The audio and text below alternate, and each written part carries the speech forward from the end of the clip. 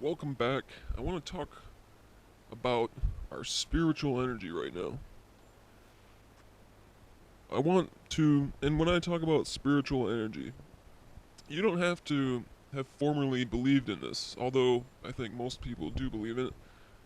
Your spiritual or emotional energy, really, in my viewpoint, is kind of the same thing. It's the way you feel, the way you think, your emotions. You know, a lot of people relate this to the religious beliefs or the universe, things like that.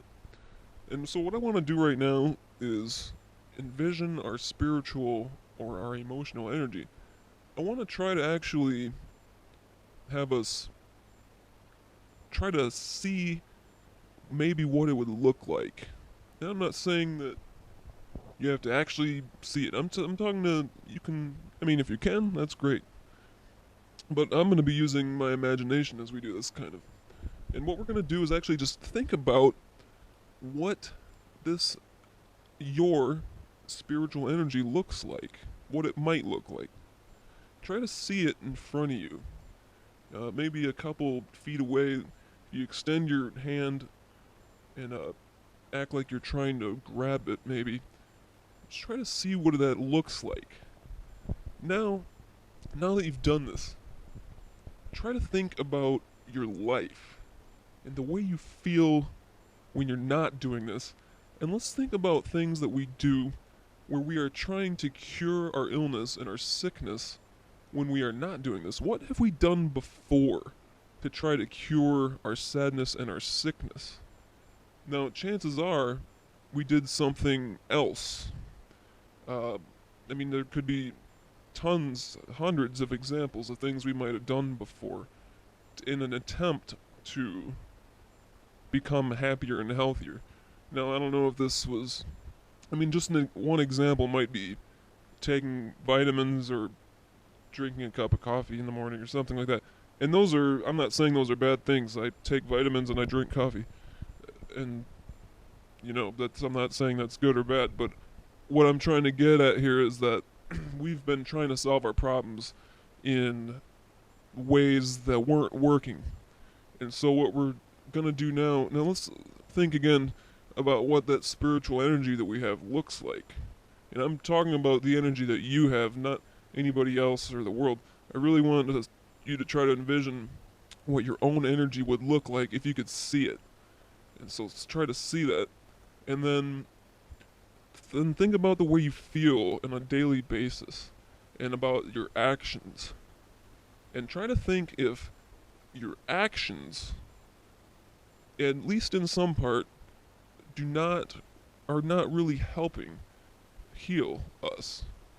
Maybe they're not. We do things sometimes without thinking, maybe. We think are going to make us feel better, or but really aren't really solving the problem. And what we're trying to do right here is actually kind of purify and cleanse our spiritual energy, because when our spiritual energy is out of balance or upset, this can really totally throw our lives out of order. It can make you feel sick. It could give you a headache. It might make you irritable or tired or nervous.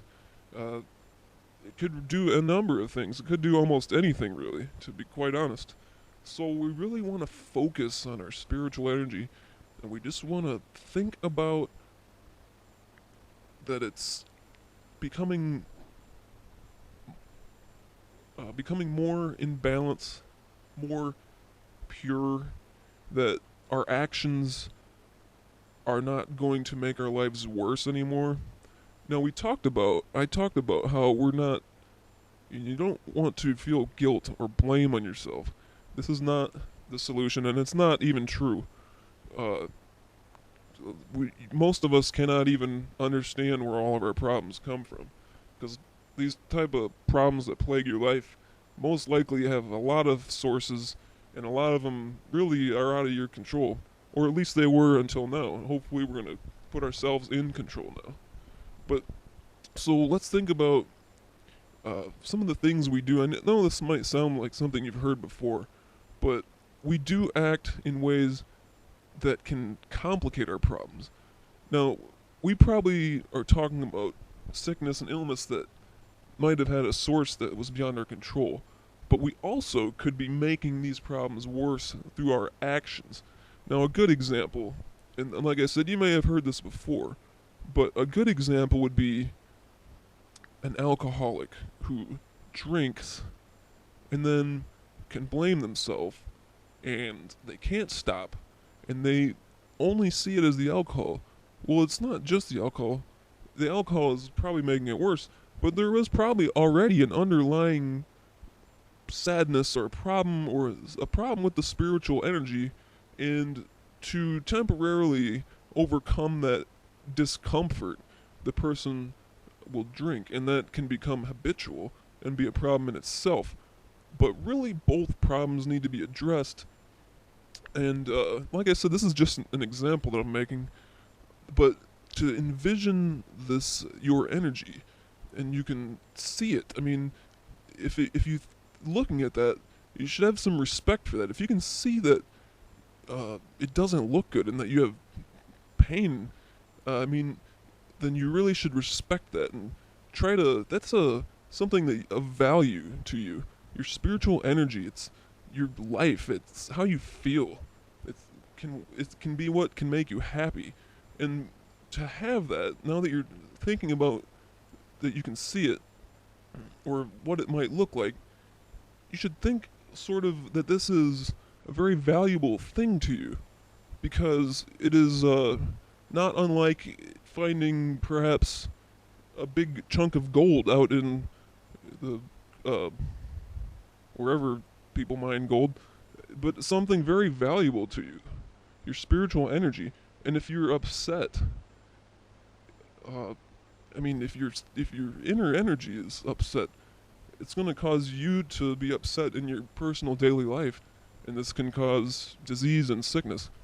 So what we're really trying to get at here is that we're going to use the awareness of the spiritual energy to live our lives on a path where these illnesses are going to start to go away, because we're going to be aware of this energy now. And this may not happen all at once. I mean, I hope you can start to feel better immediately, but this is something that should last. That this energy, instead of being upset and causing us problems or making problems worse, this energy will now be something that helps us and heals us and inspires us and makes us feel happy and makes us want to do better things and have positive energy and treat our families in the proper humane way and such things like this. Because a lot of negative emotions and anger can be really addictive, and I don't want that to be confused with having no energy whatsoever. It's feels good. I mean, for me, I love getting up and having a lot of energy, but it can really destruct you if your energy is all negative or misdirected. So you need to try to have that, positive energy, which is healing you instead of bringing you down. And like I said, envision that valuable spiritual energy you have and allow that to just be the way it is. Envision it as good and pure and white and bright and without the sickness that it had before. See it as the sickness being gone from it. Just envision that your spiritual energy is pure and white and light and will help you be healthy. Keep that in mind, because that is going to actually help your body get in a better healing mode, and as well as your emotions and your luck. I do want to mention, you got something to gain here, because you probably feel a little bit unlucky with all this pain. So remember now that we're on a different path, and that we can expect good things to happen, because our luck is actually changing. I can feel it myself right now. I can actually feel my own luck and my good fortune. I mean, I feel like I'm lifting up to a better place. So I hope to see you next time. We're almost at 10 minutes here.